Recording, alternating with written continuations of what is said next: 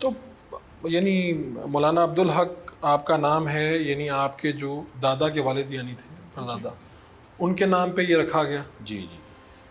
تو یہ آپ کس طرح سے دیکھتے ہیں خاندان، مولانا سمیع اللہ کی شہادت، پھر آپ کے والد صاحب کی شہادت، یہ کیا ہے؟ یعنی اس فیملی کو اتنی قربانیاں کیوں دینی پڑ رہی ہیں؟ کون لوگ ہیں؟ اور ابھی یہ واقعہ جو ہوا یہ کیسے ہوا؟ بسم اللہ الرحمن الرحیم. بہت شکریہ جی آپ کا. شیخ الحدیث مولانا عبدالحق رحمۃ اللہ علیہ جو جامعہ دارالعلوم حقانیہ کے فاؤنڈر تھے، ان کی خدمات کسی سے ڈکی چھپی نہیں. 1947 میں پاکستان کی پارٹیشن، پاکستان کے بننے کے بعد سپٹمبر 1947 کو انہوں نے جامعہ دارالعلوم حقانیہ کی فاؤنڈیشن رکھی.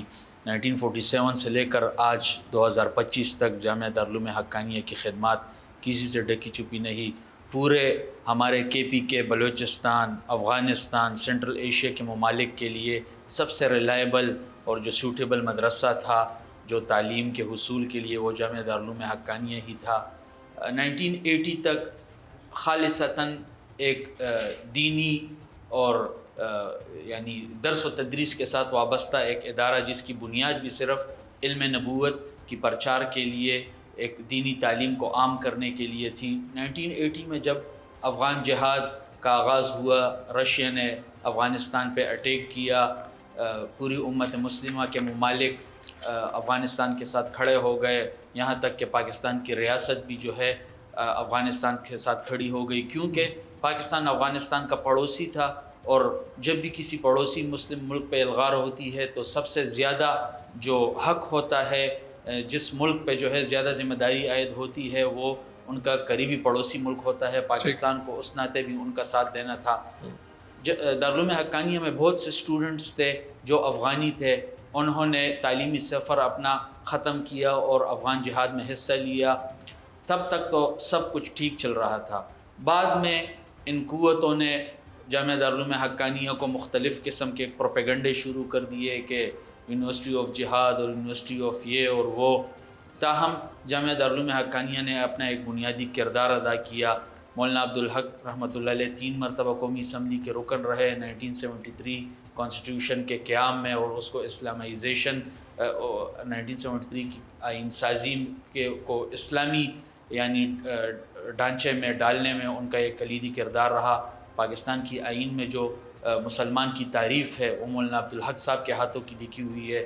مولانا عبدالحق صاحب کے بعد ان کے بیٹے مولانا سمیع الحق شہید کا کردار جو ہے پاکستانی سیاست میں، اس پورے بیلٹ میں نظام امن کے قیام کے لیے ایک مفاہمتی، وہ تو ایک مفاہمتی فگر تھے. جب بھی اس پشتون بیلٹ میں پاکستان میں کوئی تنازعات اٹھتے تو اس میں مفاہمت کے لیے مولانا سمیع الحق شہید کو پکارا جاتا. مولانا سمیع الحق شہید پر اٹیک کرنے والے دراصل وہی قوتیں تھیں جو پاکستان کو ایک اسلامی فلاحی مملکت بننے کے راستے میں رکاوٹ تھی، جو اس پورے بیلٹ میں ایک پرامن نظام حکومت کے راہ میں حائل تھی، جو پاکستان اور افغانستان کے مابین جو اتحاد اور اتفاق اور امن و امان کی ایک فضا کی کوششیں جو مولانا سمیع الحق شہید نے جاری کر رکھی تھی.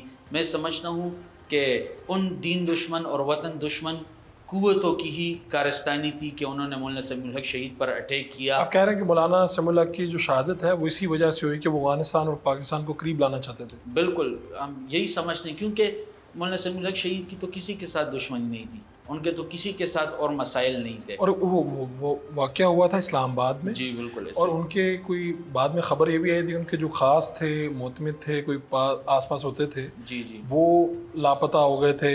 وہ ہوا کیا تھا؟ واقعہ کیا تھا؟ وہ تو مولانا سمیع الحق شہید ان دنوں پاکستان کے اندر ایک جو تحریک لبیک والوں کی ایک تحریک شروع تھی. خادم حسین رضوی صاحب نے پورا یعنی ان کا اسلام آباد میں ہڑتال جاری تھی، پورا ملک جام ہو گیا تھا.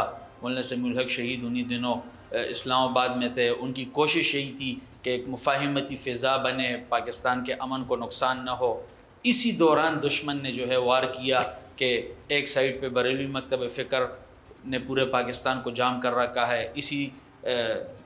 اسی دوران اگر دیوبند اسکول آف تھاٹ کی ایک بڑی فگر، ایک پاکستان کی قداور مذہبی سیاسی شخصیت کو ہم نشانہ بنائیں گے تو سارا دیوبند اسکول آف تھاٹ بھی سڑکوں پہ ہوگا اور پاکستان کے اندر ایک فساد شروع ہو جائے گا. میں سمجھتا ہوں انہی دشمن قوتوں نے اس وقت یہ اٹیک کرنا چاہا اور پاکستان میں افراتفری پھیلانے کے لیے انہوں نے وہ اقدام کیا, لیکن الحمدللہ ہمارے آباء و اجداد کی تعلیمات وہ نہیں تھی. مولانا سمیع الحق شہید کی شہادت کے بعد کوئی یہ ثابت نہیں کر سکتا کہ ہم نے ایک پتا ایک گملہ بھی توڑا ہو. تو اس کی ثانی صاحب تحقیقات سے کیا پتہ چلا؟ آج 7 سال گزرنے کے باوجود تحقیقات زیرو ہیں.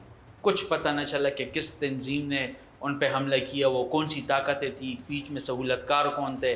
شروع میں انہوں نے کیس کو مختلف رنگ دینے چاہے, یعنی جو مولانا صاحب کے جو پرسنل سیکیورٹی گارڈ ڈرائیور تھے جو ان کے ساتھ ہوتے تھے, انہوں نے ان کی طرف جو ہے کیس کا رخ کرنا چاہا. 4-5 مہینے وہ مختلف ایجنسیوں اور سی ٹی ڈی اور اس وقت کی جو تفتیشی ادارے تھے ان کے ساتھ تھے, انٹروگیٹ ہوئے.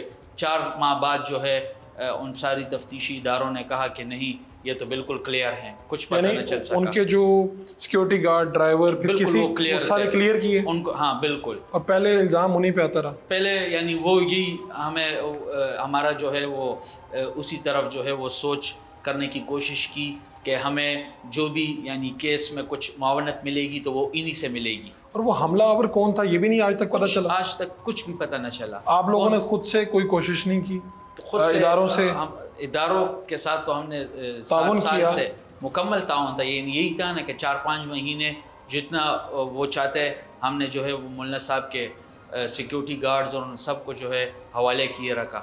آپ نے مکمل تعاون کیا, آپ نے جو ان تحقیقات ہوئیں ان کے عملے سے سب کچھ ہوا, لیکن پھر بھی کچھ نکلا نہیں. جی, آج 7 سال گزرنے کے باوجود جو ہے ان کے کیس میں کوئی پیش رفت نہ ہوئی. کچھ پتہ نہ چلا کہ کس نے مولانا صاحب کو شہید کیا, پیچھے سہولت کار کون تھے, یہ ساری سازش کس نے جو ہے بنائی.